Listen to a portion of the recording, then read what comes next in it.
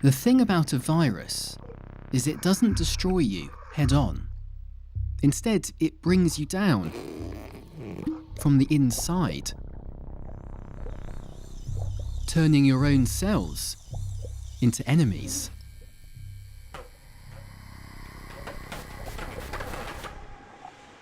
This story is about a virus created 5 decades ago by a government to slowly and methodically poison its enemies. But it's not a biological virus, it's more like a political one, and chances are you've already been infected.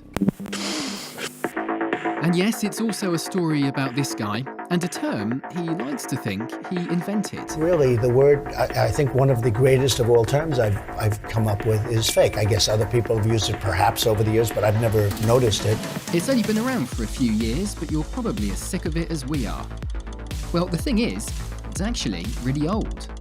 It's just that once, it went by a very different name. Активные мероприятия. If you feel like you don't know who to trust anymore, this might be the thing that's making you feel that way. If you feel exhausted by the news, this could be why. And if you're sick of it all and you just want to stop caring, then we really need to talk. Ready?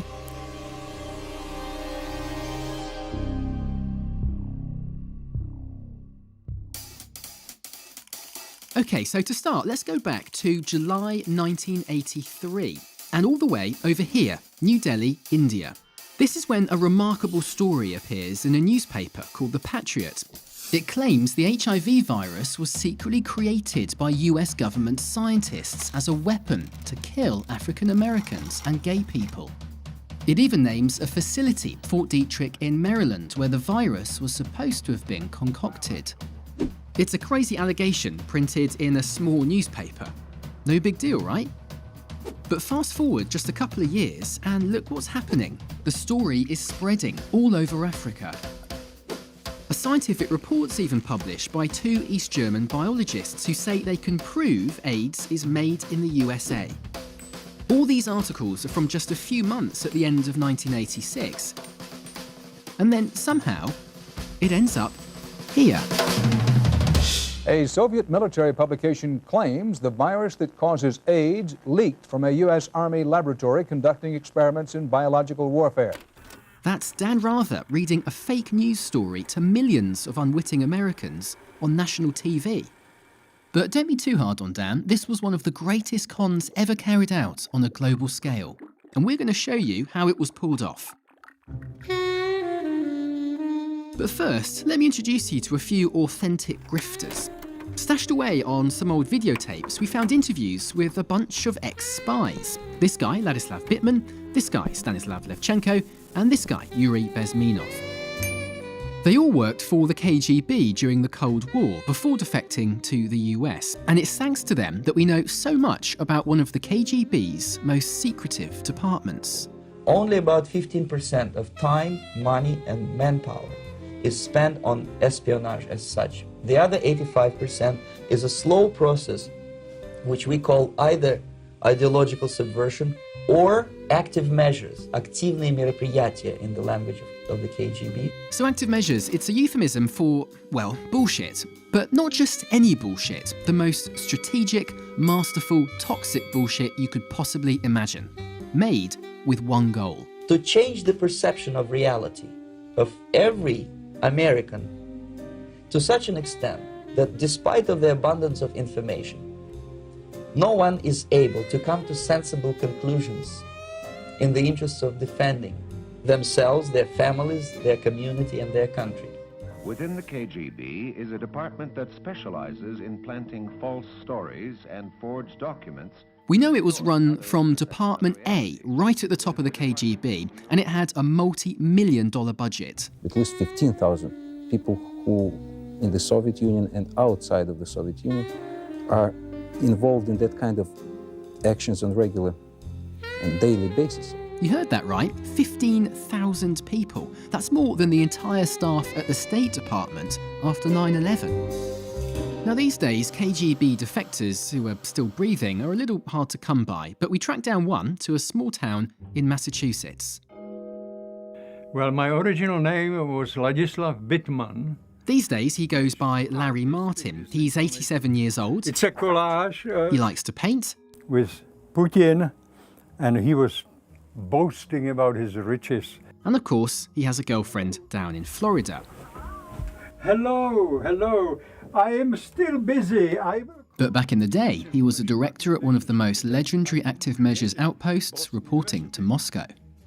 And when it comes to bullshit, Larry's done it all. His first ever con? Was an operation to establish a whorehouse in Germany. That was to catch politicians in compromising situations. And once he even planted a treasure chest of Nazi papers at the bottom of a lake. Original Nazi documents. That was to stir up anti-German sentiments. Larry's expertise, though, was a special kind of bullshit, something called disinformation.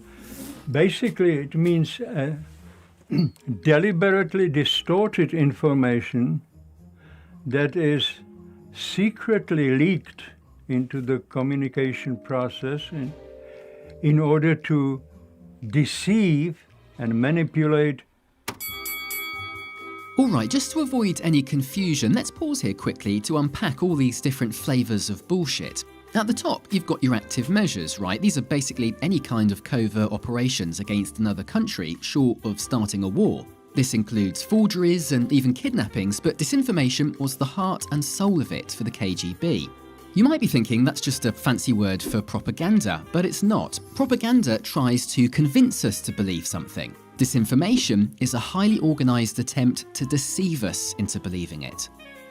Today, everyone calls this fake news, but that's become such a loaded term, no thanks to this guy, that it's basically useless. Anyway, we'll get on to him later. Alright, let's get back to it. Disinformation. It was such a big deal that every KGB agent was required to spend 25% of their time coming up with ideas for false stories. And in their year-end review, yes, KGB agents had year-end reviews too, every agent was evaluated on how many proposals for disinformation operations he submitted. You got to be fairly good at this when you were with Czech intelligence, didn't you?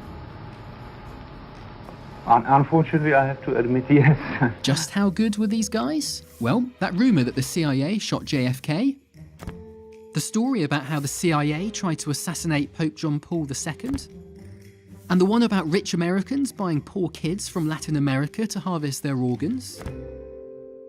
But as the first cases of AIDS spread fear around the world, the KGB saw an opportunity for their biggest con yet. Alright, so let's go back to 1983 and we're going to show you what really happened here. So remember this story started with an article in the Patriot newspaper? AIDS, the deadly mysterious disease which has caused havoc in the U.S., is believed to be the result of the Pentagon's experiments to develop new and dangerous biological weapons. There's the crux of the crap. It's time you met Kathleen Bailey and Todd Leventhal. They were part of a US government team that first pieced this story together back in the 80s. This is just the perfect example of a very effective disinformation campaign.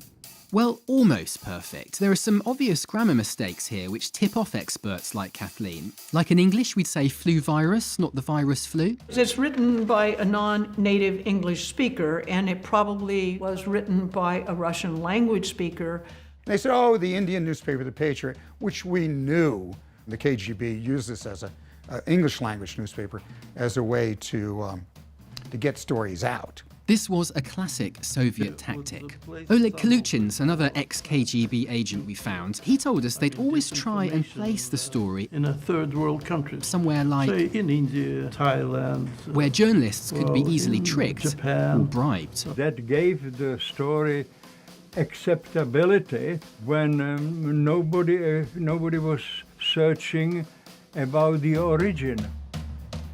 The KGB let the story go quiet for a couple of years after India, but with AIDS still making scary headlines in '85, they revived it, this time in a prominent Moscow newspaper. And the source for this story? You guessed it.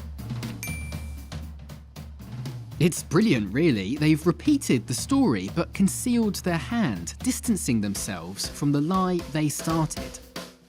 So we're now into 1986, and the KGB want to add gravitas to this lie. So they look around for a scientist, a human face, someone who could back up the lie with data. And, no joke, this is the dude they found. This is Dr. Jacob Segal. Remember I said the report had 2 authors? Well, here comes the co-author now. It's his wife, Lily. Believe it or not, these 2 wrote that report that claimed to have evidence AIDS was created in a US government lab. This scientific gobbledygook. And, you read this stuff and who can understand it, but it purports to be proof. The thing is, it worked. The KGB made sure the Segal report was read by journalists all over Africa, and they kept on pushing it until it went, well, viral. It appeared in 200 reports in 80 countries. Even the Daily Express in London runs with it. And finally, on March 30th, 1987, the KGB hits the jackpot. A Soviet military publication claims the virus that causes AIDS leaked. This campaign had a KGB code name. They called it Operation InfeKtion.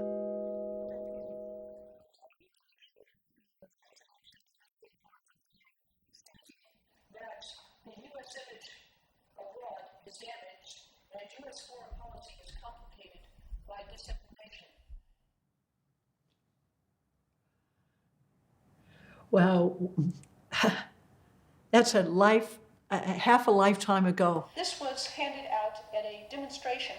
I was so angry that they accused the United States of creating the AIDS virus because I knew how effective that was going to be as a tool against us. And it angered me deeply. And it empowered me, it motivated me, it fired me up. I was pissed. Operation InfeKtion, one of the most audacious and successful fake news stories ever created. And for America, the impact was toxic. Foreign governments actually believed that the US was creating this biological warfare agent. For them to think that damages their view of the United States, not only as a culture, but it taints all of our policies. It's in the backs of their minds every time they discuss anything with us. Now, with so much at stake, you might be wondering what the US response to all this was. Well, you're watching it.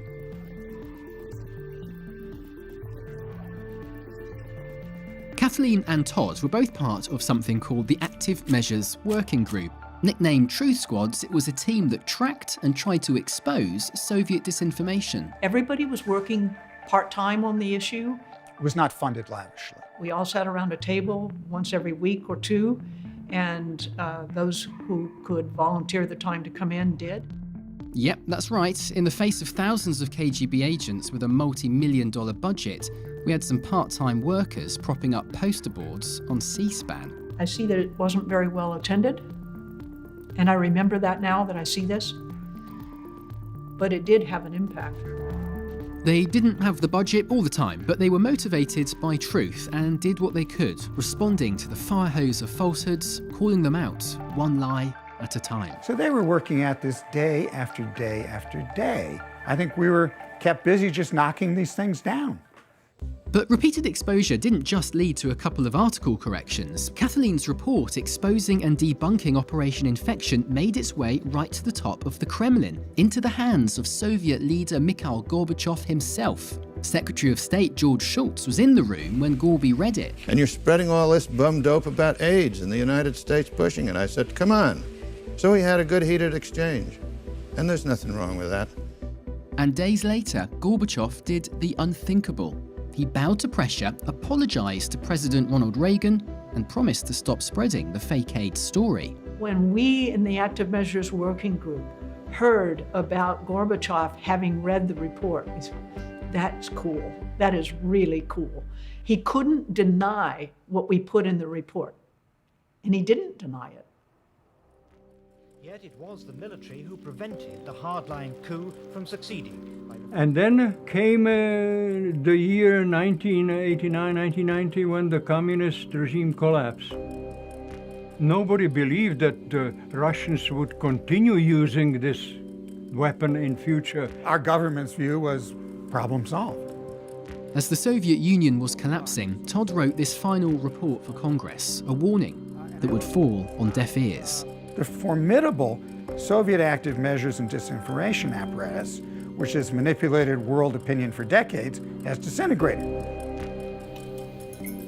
But many large fragments of their apparatus continue to exist and function, for the most part now under Russian rather than Soviet sponsorship. Don't forget, KGB agents spent 25% of their time creating disinformation.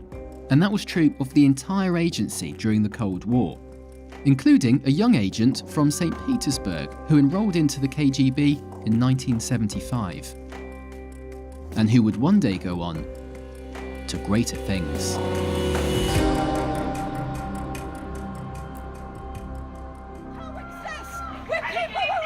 May 21st, 2016, in Houston, Texas. This is an anti-Islam protest outside a mosque in the heart of downtown. And literally across the street, a counter-rally. But not a single person here, on either side of the street, realises they've been duped. They've been brought here, same place, same time, by two separate Facebook events. Posts which we now know both came from the same source, thousands of miles outside Texas, in Russia. Who prevented the hardline coup from succeeding. When the Soviet Union fell in 1991, pretty much everyone assumed that its disinformation apparatus died too. Our government's view was problem solved. No more active measures, no more disinformation. It also meant the end of Vladimir Putin's KGB career. But within a decade, he was back.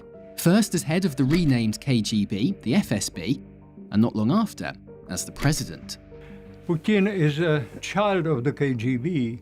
He spent years in the KGB being evaluated every year according to the active measures and disinformation he produced. As soon as he took office, Putin got right to work. His first few years were spent testing disinformation inside Russia on Russians. But then he took it overseas, launching Russia Today, a global English-language news channel.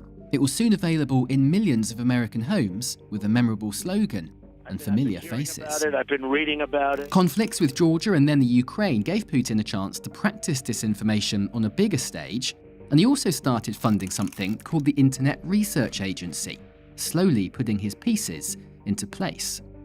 But Putin isn't sowing all this chaos just for fun. All along, he's had a single goal. See, in terms of population and GDP, Russia is actually a pretty small country, especially when compared to a unified Western world. But Putin knows that if he can pit the West against itself and break up our alliances, Russia is suddenly much more powerful and can take on other countries one by one. He's trying to reshape the world order in his favour, and disinformation is one of his favourite tools. Now, to do this, he's using a carefully crafted game plan, a playbook of sorts that he deploys again and again. It's magnificent in its conception. That playbook is designed to achieve a change in the behavior, perception, and viewpoints of foreign audiences and governments. Both Todd Leventhal and Kathleen Bailey fought Moscow's disinformation more than 30 years ago for the US government. They are good. And if you thought convincing millions of people that the US government created AIDS as a biological weapon was audacious, wait till you see what they're up to today. But first, we need to take a super quick time out here because there's an awkward question you might be asking yourself. Have we ever tried to meddle in other countries' elections? Yes, America is no stranger to interfering in other countries. The US has attempted to influence elections around the world for years. But when it comes to disinformation, Russia is in a class by itself with unmatched scale and sophistication. And unlike the US with its myriad of investigations, Russia does it without even a shred of public or historical accountability. We must never allow the end to justify the means. Okay, time in. Now, do you remember Pizzagate? The one about Hillary Clinton running a child sex ring from the basement of a pizza parlour?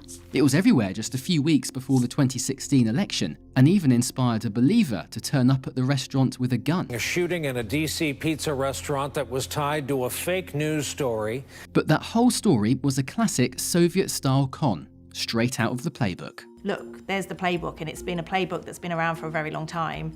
And so they're using that toolbox in order to try and get what they want. So it's a textbook thing that they've known about for 20, 30 years and actually taught as part of their tradecraft. So this textbook, toolbox, playbook thing, whatever you want to call it, the experts we spoke to kept talking about it on these terms.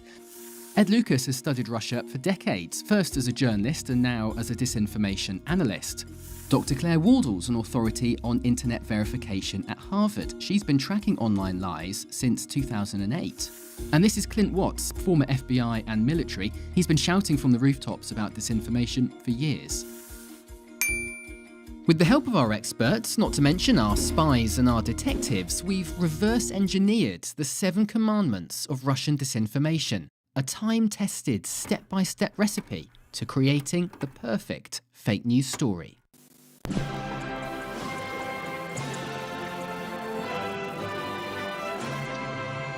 So, rule number 1, look for cracks in the target society, social divisions you can exploit and wedge open.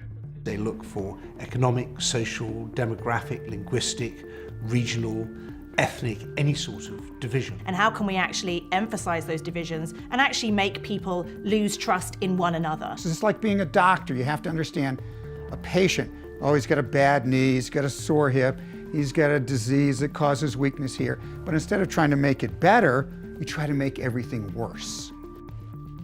Rule 2, create a big, bold lie, something so outrageous no one could possibly believe it was made up.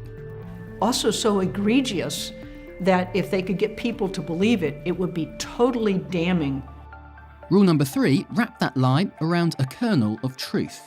Propaganda is most effective when there's a little bit of truth in it. The most successful operations of that kind contain some truthful element so that the disinformation is eventually accepted as a whole. Rule 4, conceal your hand, making it seem like the story came from somewhere else. Nobody was searching about the origin, how it started, who published the story first. This was, of course, a method then repeated again and again. Rule number 5, find yourself a useful idiot. Useful idiots are essentially people they would identify who unwittingly will take the Kremlin's message and push it into the target audience, the foreign population they want to reach. They were idiots in that they didn't see what was obvious, and they were very useful. And what happens when those pesky truth seekers try and debunk your fake story? Well, rule 6, as you covered. Deny, deny, deny. Even if the truth is obvious, yet deny, deny, deny. They will bluster their way out of things because they've realized that our attention span is quite short. And finally, and this is a really important one, play the long game. Russia's willing to play a long game and put large resources into things that may not bear fruit for many years to come. The accumulation of these operations over a long period of time will result in a major political impact. And if you think about it as a drip on a rock, today the drip doesn't have any impact. If that drip hits for a long period of time, years, there will be a hole in the rock. And they know that. These 7 simple rules were a powerful weapon for the KGB, and they applied them again and again and again. But then something came along which changed the game entirely. The internet has brought anonymity, ubiquity and immediacy in combinations that we didn't have in the era of telex machines and shortwave radio and rotary printing presses. During the time of my involvement, one operation can reach maybe 100,000 people if the paper had a nice circulation.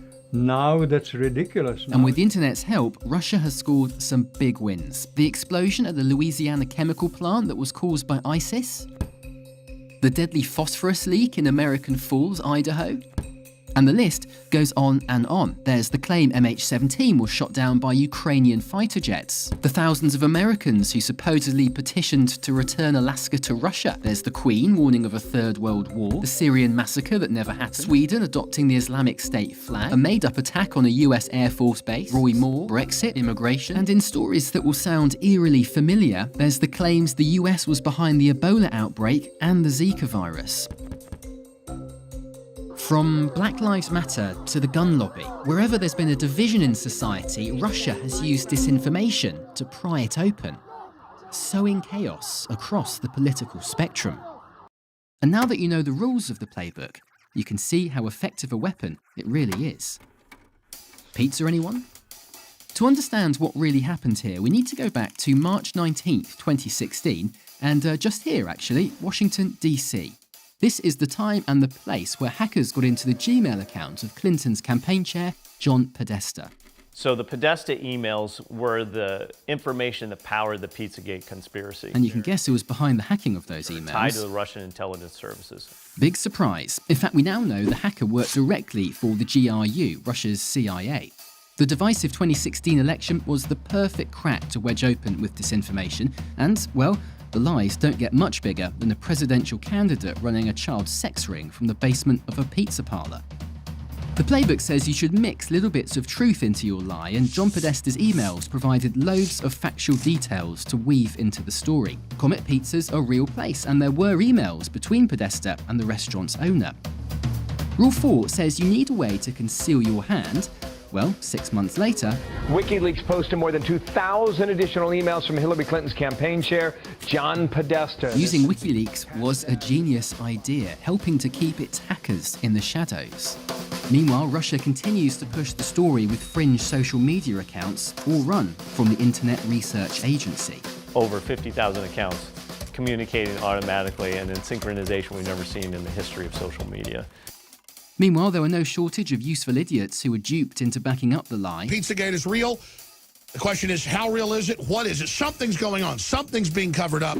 Now, the story should be laughably easy to debunk. For a start, the pizza restaurant in question doesn't even have a basement. But there's a rule for that. Deny, deny, deny.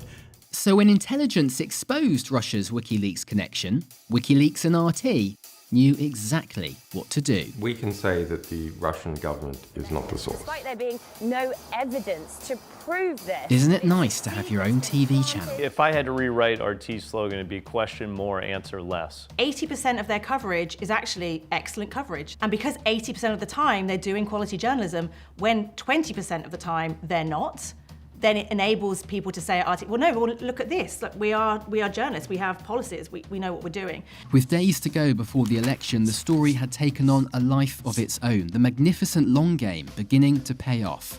That said, even Russia couldn't have imagined what came next. A shooting in a DC pizza restaurant. 2 insane lies, 30 years apart. One story took 6 years to take hold, the other barely 6 months. But they both share the same DNA, the same unmistakable trace of active measures, and the same goal: to shift the world's balance of power by turning Western countries on themselves. We're at war, and we've got absolutely no idea. Those were Russians. They were not Russians. I don't go with the Russians. And we're facing a sophisticated weapon designed to bring down democracies from the inside, just as the KGB envisioned all those years ago. Fighting war on a battlefield is the most stupid and primitive way of fighting a war. The highest art of warfare is not to fight at all, but to subvert anything of value in your enemy's country. Anything. Put white against black, old against young, wealthy against poor, and so on. Doesn't matter. As long as it disturbs society, as long as it cuts the moral fiber of a nation, it's good. The virus that causes AIDS leaked. With an assault rifle targeting a Washington, D.C. spot. And then you just take this country, when everything is subverted, when the country is disoriented and confused, when it is demoralized and then destabilized, then the crisis will come.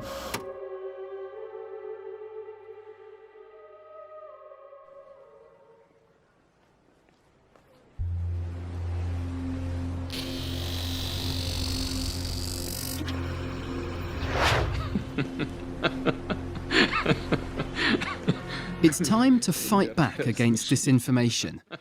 But these are the people leading the charge. Can you please explain to us the difference between a bot and a troll? Is Twitter the same as what you do? You can look at a lot of gray hair and realize that my technology capabilities are very shallow. Not very encouraging, is it? But this isn't the first time the US government's been asleep at the wheel on this. Mr. Allen, how can we compete with this communist propaganda?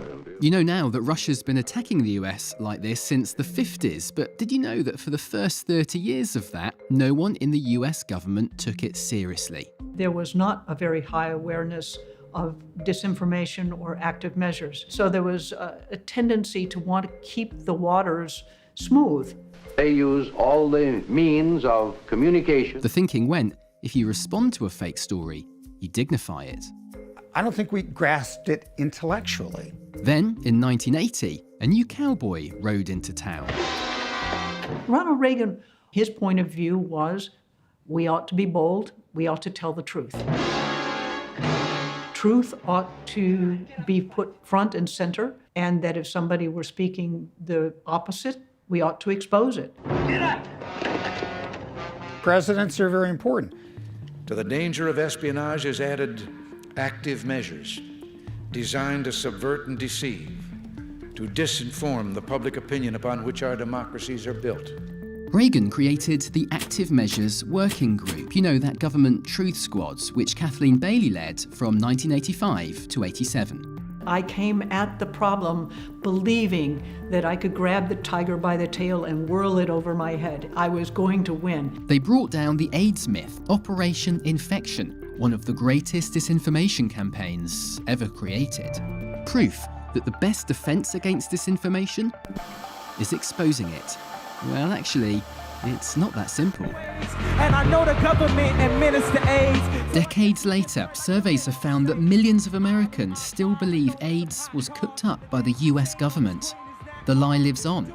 In our music, on TV. My parents believed the government created HIV in a lab, and the CIA spread it in the prisons to kill blacks and gays. In comics, on YouTube, even in churches. Weaponize pathogens to hit selected groups of humans.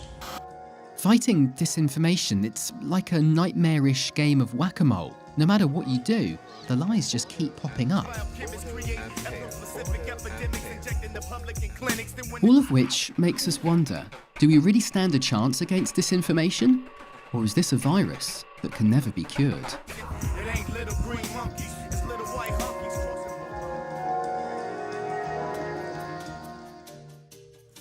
Mark Twain once said, a lie is halfway around the world before the truth has even got its boots on. Except, even that's a lie. That quote's been attributed to loads of people. But whoever said it was right. We know now, empirically, that lies do have an unfair advantage over the truth, spreading further and faster, gaining traction every time they're repeated. Repetition is part of the game, and the more a bad story is repeated, the more real it becomes to everyone. But Twain's around the world part is also true. This is a global problem. In Iran, the government's deploying their own version of the Soviet playbook, calling their operation Nefaq, which is Farsi for discord.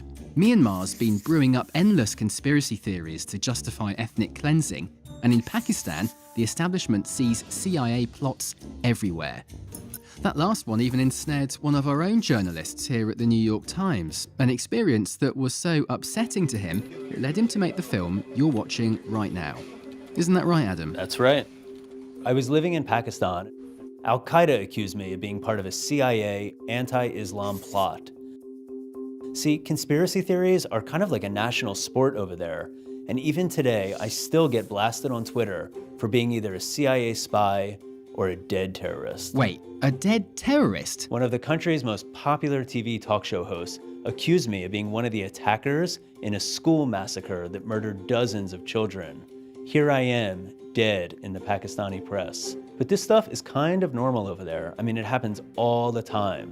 What I never imagined is that we'd be seeing this kind of toxic disinformation here at home in the States. So, is there anything we can do? I think so. I also used to live in Eastern Europe. Estonia, Ukraine, they lag behind us in many things, but when it comes to fighting disinformation, there's so much we can learn from them. For instance, if you turn on the TV in Latvia on a Sunday night, you'll see this. A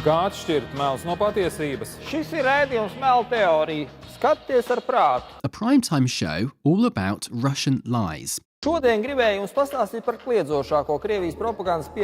the same slot where we'd be watching American Idol, folks in Riga are tuning in to watch the latest disinformation be systematically described, debunked, and destroyed. And it's not just Latvia. Ukraine has a bilingual Stop Fake News show broadcast by dozens of TV stations. Disinformation never stops, and neither do we. Welcome to Stop Fake. The Czech government monitors disinformation as a form of terrorism. Lithuania has thousands of volunteer cyber warriors. They call them elves, who relentlessly troll the Russian trolls. And in Estonia, there's a kind of digital National Guard, thousands of volunteers who, among other things, fight disinformation. The countries that have been exposed to this the longest are the best at dealing with it. They see things we don't see, they smell things we don't smell. Meanwhile, back here, we're just learning the hard way what happens when we don't fight back. The Pizzagate conspiracy, no journalist was going to actively debunk that because they didn't think that anybody truly believed that. We now know that they did, and actually it seems that we should have done more coverage during the election, that there was a rumour circulating and let's debunk it. So this is the prescription, right? Fact-checking, media literacy, engaged citizens rallying around good journalism to create a culture of critical thinking. Who we kidding? Media literacy is great and all, but we need something way stronger. And for that, we've got to talk about the responsibility of this guy. Facebook, Twitter, Instagram, YouTube. They were designed primarily by a group of quite young people, mostly men, on the west coast of the US, in Silicon Valley. I think there's a lot of people who went into the tech industry because they were very, very good at tech, not because they were good at civics or political science. And they really believed that they were building technology that would connect the world and would actually be a positive force in society. Well, naivety eventually morphed into flat-out denial. Do you solemnly swear to tell the truth? The platforms have spent years shamefully ignoring information warfare. The ads and posts we are here today to discuss. The number of accounts we could link to Russia, relatively limited. Comparatively small. We're a very small fraction of the overall content on Facebook. There's still a level of astonishing kind of political and cultural illiteracy where they think connecting people is good. So what exactly are they supposed to be doing? Well, there's no silver bullet, but there are a ton of ideas for things they could be doing, from improving transparency about who's paying for posts, to fighting anonymity. Is there a real person behind this account? Is there a real person behind this platform? To helping us know whether we can trust what we're reading. A nutritional label on sources in your Google search findings. And getting serious about punishing violators. We didn't take a broad enough view of our responsibility, and that was a big mistake. And it was my mistake, and I'm sorry. Now, companies like Facebook have recently been taking some baby steps along these lines. But don't get your hopes up. Social media platforms are dependent on the emotional, hyper-partisan stories that make great disinformation. The bottom line? Their business models are riddled with perverse incentives. If I'm Twitter and I have shareholders to keep happy, and I have to go back to my shareholders and tell them how many active monthly users I have, and the truth is that 22% of them are not human, I don't actually want to tell my shareholders that. I want to give them a lovely big number that means that we still have value and that we still make money. And that's the problem. Asking just isn't enough. We've got to force the platforms to change. And that means regulation. That's right, it's time for Uncle Sam to get in the game. The problem is, Uncle Sam knows how to mobilize when we get attacked like this. But when the warfare is digital, well, you know. There are days when I wonder if the Facebook friends is a little misstated. It doesn't seem like I have those every single day. How many data categories do you store? Does Facebook store? Senator, can you clarify what you mean by data? Well, these are the people who are supposed to be protecting you from information warfare. Do you store any? Senator, I'm not actually sure what that is referring to. Yeah, so I've testified 5 times to the Senate, either about terrorism or Russian active measures. There is a very diverse level of understanding of social media. Have people say, well, yeah, because my 13-year-old son, you should see how he uses it. Now, my son Charlie, who's 13, is dedicated to Instagram, so I feel very fortunate that I have not had to go to the House to testify. I think it'd be a giant waste of time. To disinform the public opinion upon which our democracies are built. History tells us that the fight against disinformation starts with strong leadership. And I've got to tell you, we've been let down on this for a long time. Now, I'm not talking about him just yet. I'm talking about him. Americans and Russians share common interests that form a basis for cooperation. It was really hard to get the Obama administration to take Russia seriously as an issue. We could have looked at sanctions earlier. We could have talked about measured cyber counterattacks or even diplomatic negotiations. But that didn't really happen. The Obama administration kind of got played into a box by recognizing it too late. Obama actually signed an executive order to counter foreign disinformation, but he was so obsessed with the threat from ISIS, its mandate only covered terror groups. State actors, like Russia, were free to carry on unimpeded. To his credit, Trump actually reversed this, and some people in his administration are talking tough.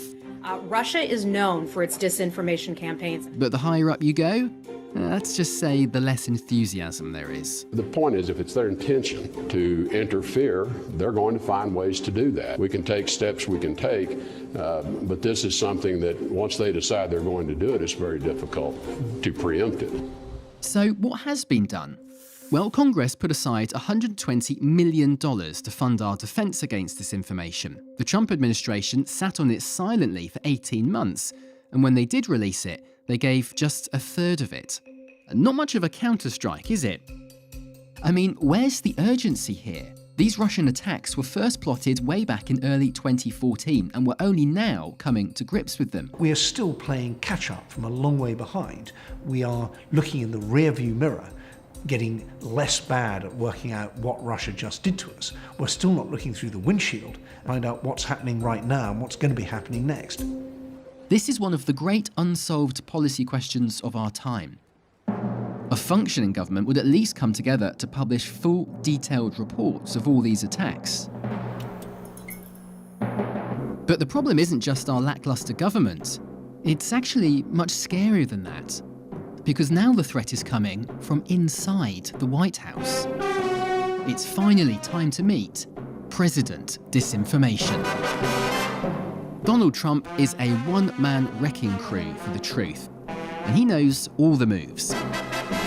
First, there's Trump the denier, and when it comes to disinformation, he even denies we're being attacked. And if it is Russia, which is probably not, nobody knows who it is. Never mind what his own officials say. Manipulation, outright lies. Literally up their game to the point where it's having a significant impact. Then there's Trump the useful idiot. This is a man who's never met a conspiracy theory he wouldn't tweet. Why doesn't he show his birth certificate? You look at what's happening last night in Sweden. The same person votes many times. You probably heard about that. They always like to say, oh, that's a conspiracy theory. Not a conspiracy theory, folks. We also know he shared stories originally planted by the Kremlin. I mean, not even the KGB could have dreamt up a useful idiot as prominent and powerful as Trump and his administration. And then there's Trump the disinformation natural. He doesn't just regurgitate this stuff, he invents his own. It was the biggest electoral college win since Ronald Reagan. I said, wait a minute, there's a lot of wiretapping being talked about. We've signed more bills, and I'm talking about through the legislature, than any president. ICE, they actually liberate towns. They liberate towns. We have become an energy exporter for the first time ever just recently. It's weird, but this is somehow worse than the Cold War. Back then it was just us versus them. But now, it's us versus them, and us versus us.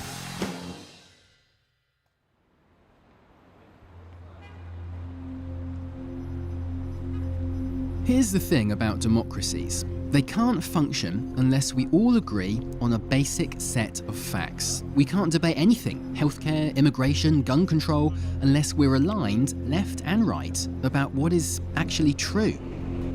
Disinformation pollutes those waters, confusing us so we end up debating facts instead of discovering solutions. And as we spiral downwards, together, our adversaries applaud from behind the curtain. And here's the kicker. The things that make democracy good, living in an open society with a free press and political diversity, those are the things, weirdly, that make us vulnerable. Any country with an authoritarian leader and limited freedom of speech, they're the ones with the advantage right now. Which kind of raises the question that maybe only history can answer. Can the good guys ever win? You absolutely never win. Never. This problem is going to get a lot worse before it gets any better. The next few years are going to be worse than the last few years. And they will continue using it, regardless of what we say here in the discussion, regardless of the outcome of the discussion and investigation. But we will not always be losers in this game. There will be victors here and there. It's only when we quit the game, quit trying to expose them, that we lose. As long as we can expose them, they're losing. It's like an exhausting, never-ending game of whack-a-mole, but we've got no choice but to play. We've got to fight disinformation as best we can, whenever and wherever it rears its ugly head. We're in this for the long haul, whether we like it or not. This was the largest audience to ever witness an inauguration, period. In the mysterious murder of former DNC staffer Seth Rich. And there were the masterminds behind the Bowling Green massacre. Who apparently was assassinated at 4 in the morning. The president still strongly feels that there was a large amount of voter fraud. The 9/11 hijackers are alive and well. People who are behaving like actors. The murder rate in our country is the highest it's been in 47 years. You had the NATO base in Turkey being under attack by terrorists. This is the greatest overreach and the greatest abuse of power. This video that you linked to appears to be a hoax. All we did was put out what he had on his internet.